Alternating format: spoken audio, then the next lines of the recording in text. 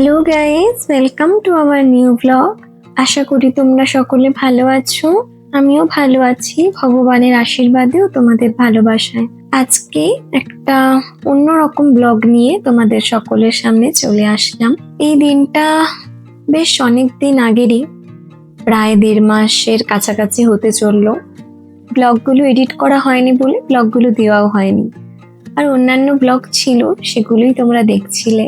আজকের খুব সকাল সকাল ঘুম থেকে উঠেছি, এখন প্রায় 7:15-20 বাজে। আমি বেরিয়ে গিয়েছি। মনটা বেশ কিছুটা ভারাক্রান্ত, তার সাথে নতুন কোনো জায়গায় যাচ্ছি তার অল্প কিছু এক্সাইটমেন্ট। তবে এক্সাইটমেন্টের যে জায়গা সেটা 10% রেখেছে, আর মন খারাপের জায়গাটা নিয়ে নিয়েছে 90%। আকাশটা দেখেছো কেমন গুমোট হয়ে আছে? আমার মনটাও ওরকম হয়েই রয়েছে। আমি চেষ্টা করছি খুব করে যে নিজেকে সামলানোর, কারণ সময়ের সঙ্গে দিনের সঙ্গে চলতে তো হবেই, তাও হয়ে উঠছে না। মুখে হাসি যতই থাকুক না কেন, ভেতরটা যেন দুমড়ে মুচড়ে যাচ্ছে। কি করব? কিছু করার নেই, আমি নিরুপায়, আমাকে যেতেই হবে। চলেছি এক নতুন সফরে। জানি না সঙ্গে তোমাদের ভালোবাসা আশীর্বাদ কতটা পাবো, তবে কামনা করি যেন তোমরা আমার পাশে থাকো এই নতুন জার্নিতেও।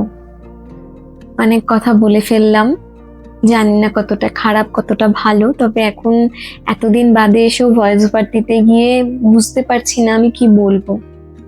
এই রাস্তাটা অনেকেরই চেনা। এই রাস্তা দিয়ে সেদিন যখন যাচ্ছিলাম, অনেক মানুষকে দেখছি মোটর সাইকেল করে যাচ্ছে, কেউ কেউ নর্মাল সাইকেল করে যাচ্ছে, বাইসাইকেল করে। আমার খালি মনে হচ্ছিল, ইস, এরা তো এই শহরেই থাকে, এই শহরেই কাজবাজ করে, কত ভালো না। আর যাদের ধরো শহর ছাড়তে হয় তাদের ঠিক কতটা কষ্ট হয়, আর এই শহরে ফেরার জন্য তাদের মনটা ঠিক কতটা আকুল বাকুল করে। ওই যারা বাইরে থাকে না, তারাই বলতে পারবে। কথা বলতে বলতে চলে এসেছি এয়ারপোর্টে। দিন বদলের পালা, দিন বদল করতে আজকে আমার এয়ারপোর্টই সম্বল। এয়ারপোর্টের মাধ্যমেই আমাকে আমার জায়গা পরিবর্তন করতে হবে। কিছুটা দূর, তাই এরোপ্লেন ছাড়া সেখানে অন্যভাবে যাওয়া যাবে না। চলো, যাওয়ার পথে তোমরা সবই জানতে পারবে যে কোথায় যাচ্ছি। এই চলে আসলাম এয়ারপোর্টে। প্রথমবার একা একা যাচ্ছি ইন্টারন্যাশনাল ফ্লাই করতে। একটু তো ভয় লাগছেই, সবকিছু আমি একা একা করে উঠতে পারবো তো? তবে ভগবানের কৃপায় আর আমার কাছের মানুষদের আশীর্বাদ ভালোবাসায় আমি সবটাই করতে পেরেছিলাম একা একা। এই সময় নিজেকে অনেক বেশি মোটিভেট করার চেষ্টা করছিলাম যে ঠিক আছে, নতুন কিছু হচ্ছে, সেই আনন্দটাই মনে রাখা উচিত, সেটা নিয়েই আমি চলবো, সেটা নিয়েই থাকবো, আমি খুব খুশি থাকবো। কিন্তু কাছের মানুষদেরকে ছেড়ে যাওয়া, মানে যত বয়স হচ্ছে তত যেন হোমসিক হয়ে যাচ্ছি। এতটাও আগে ছিলাম না, খুব বেপরোয়া ছিলাম। চিনি আমাকে সবসময় বলে যে এত মায়া কেন রাখো, মায়া কাটাও। আমি খুব চেষ্টা করি ওর কথা শুনে, হ্যাঁ এত মায়া রাখবো না, এত মায়ায় যদি জড়িয়ে যাই না জীবনে চলতে পারবো না। কিন্তু পারি না, জানো তো। এখনো এই সময় এসেও আমার মনে হচ্ছে যে ইস, যদি বাড়ি চলে যেতে পারতাম কি ভালো হতো। আমি না পারছি না সবাইকে ছেড়ে থাকতে, ওরকম বাবা মা চিনি, আমি ওদেরকে ছেড়ে থাকতে সত্যি অভ্যস্ত নই তো, তাই জন্য আমার খুব কষ্ট হচ্ছে। জানি না তোমরা আমাকে দেখে কতটা বুঝতে পারছো, কিন্তু এই সময়ও আমি খুব কনফিউজ যে আমি যাব কি যাব না, এমন একটা ব্যাপার। সাথে পেয়েছিল খুব খিদে, বাড়ি থেকে আমি শুধু খেয়ে এসেছিলাম 1 কাপ চা, তাই ওয়াও মোমো থেকে একটু দার্জিলিং মোমো নিয়ে নিয়েছিলাম, বেশ ভালো ছিল। আর আমি যখন এখানে বসে মোমো খাচ্ছিলাম, সিকিমের এক ভদ্রমহিলার সঙ্গে আমার দেখা হয়। উনি প্রথম দেখাতেই আমাকে বেটি বেটি করে এত ভালো করে কথা বলে, সত্যি কথা বলতে আমার মনটা এখানে এসে গলে যায়। আমি ভাবি ঠিক আছে, আমার যাত্রা যখন শুরু হয়েছে ঠিক সবটা আমি সামলে নিতে পারবো। উনি আমার সাথে অনেক গল্প করে, যখন শুনে আমি আমার বাড়ি ছেড়ে দূর দেশে পাড়ি দিচ্ছি একা একা কাজের সূত্রে, উনি আমাকে অনেক কিছু বোঝায় আর বলে এটাই তো জীবন, যখন আমার সময় আসবে তখন দেখবে এগুলোই তোমার একটা করে মেমোরি থাকবে, যেটা তুমি মনে করবে, দেখবে তখন কত ভালো লাগবে। উনি আমার কো প্যাসেঞ্জার ছিলেন না, তবে আমরা একই ফ্লাইটে ফ্লাই করছিলাম। উনিও ইন্টারন্যাশনাল ফ্লাই করছিলেন কিন্তু অন্যদিকে, আর আমিও ইন্টারন্যাশনাল ফ্লাই করছিলাম কিন্তু অন্যদিকে। উনি ওনার 2 ছেলে মেয়ে সকলকে ছেড়ে নিজের জামাই মেয়ের কাছে যাচ্ছেন। ওনার 2 মেয়ে 2 ছেলে সকলকেই উনি খুব ভালো করে মানুষ করেছেন একা হাতে, তাই আমার সাথে গল্প করছিলেন।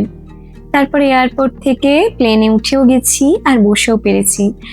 ভাগ্যিস আমি সাইডের সিটটা পেয়েছিলাম, কারণ আমি আগের থেকে উইন্ডো সিট বুক করিনি। চাইলে করতেই পারতাম, কিন্তু আর এক্সট্রা পয়সা দিয়ে করিনি। এখন বসে বসে এখানে সব ওরা এমার্জেন্সি পারপাস আর যা যা ওদের বলতে হয় সেগুলো বলছে, আর আমি বসে বসে ভাবছি যে এই যতক্ষণ অবধি এই প্লেনটা কলকাতার মাটি ছুঁয়ে রয়েছে ততক্ষণ অবধি আমি কলকাতায় আছি। তারপর আবার কবে এই কলকাতায় আসবো আমি সেই মুহূর্তে নিজেও জানতাম না, এখনো জানি না, যখন আজ 1.5 মাস বাদে এই ভয়েস ওভারটা দিচ্ছি। সকলের কাছে একটা কথাই বলবো, তোমাদের ভালোবাসা, তোমাদের আশীর্বাদ আমার একান্তভাবে কাম্য। চোখে তখন আমার প্রচন্ড ঘুম, ভালো করে রাতে ঘুম হয়নি, কিন্তু আমি সব জায়গায় ঘুমোতে পারি না, এটা আমার অসুবিধা। আবারও বলছি, আমাকে একটু আশীর্বাদ করো, আমাকে একটুখানি ভালোবাসা দিও, যাতে আমি এগিয়ে চলতে পারি সময়ের সঙ্গে। আর যেই কাজের জন্য আজ বাড়ি থেকে বেরিয়েছি সেই কাজ যেন আমি করে বাড়িতে ফিরতে পারি। তবে জানি এত সহজে আমার এখানের কাজ শেষ হবে না, খুব তাড়াতাড়ি হয়তো আমি বাড়িতে ফিরতে পারবো না, তাও একটা আশা রয়েছে, একদিন তো ফিরবো। সব থেকে বেশি যদি কাউকে মিস করি তাহলে চিনিকে মিস করছিলাম। ফ্লাইটেও আমাদের খাবার ছিলই, মানে আমি তখন একাই ফ্লাই করছি, তো খাবার ছিলই, সেটাও একটুখানি ট্রাই করলাম। খুব একটা খারাপ ছিল না, তবে সকাল সকাল না ভাজা পোড়াটা ঠিক ভালো লাগছিল না, তাই আলুর যে একটা প্যাটি টাইপ দিয়েছিল ওটা খাইনি, নর্মালি ঘুগনিটাই খেয়েছিলাম। ধীরে ধীরে অন্যান্য ব্লগের মাধ্যমে আরো অনেক কথা তোমাদের সাথে শেয়ার করব। আজ তবে আসি, আশা করি এই নতুন জার্নি তোমাদের ভালো লাগবে। সকলে ভালো থেকো, সুস্থ থেকো, সাবধানে থেকো।